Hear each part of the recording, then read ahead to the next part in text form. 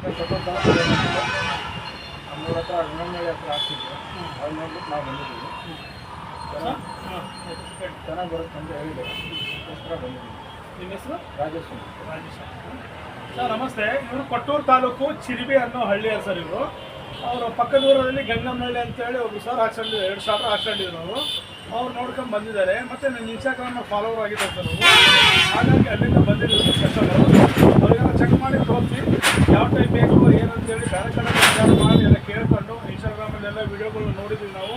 ಚೆನ್ನಾಗಿದೆ ಅಂತೇಳಿ ಅವ್ರು ಬಂದಿದ್ದಾರೆ ಸರ್. ಅವ್ರಿಗೋಸ್ಕರದಿಂದ ಬಂದ ಮೇಲೆ ಅವರಿಗೆಲ್ಲ ಪೂರ ಎಲ್ಲ ಚೆಕ್ ಮಾಡಿ ಎಷ್ಟು ಮೋಟ್ರ್ ಇದೆ ಏನಿದೆ ಅಂತ ಪೂರ ನೀಟಾಗಿ ಅವ್ರಿಗೆ ಕೇಳಿದ ಮೇಲೇನು ಈ ಸ್ಟಾರ್ಟ್ಗಳು ಕೊಟ್ಟಿದ್ದೀವಿ ಸರ್. ಚಿಲ್ಬಿಂದ ಬಂದಿದೆ ಸರ್. ಸೊ ಅದು ರಾಜೇಶ್ ಸರ್ ಅಂತೇಳಿ.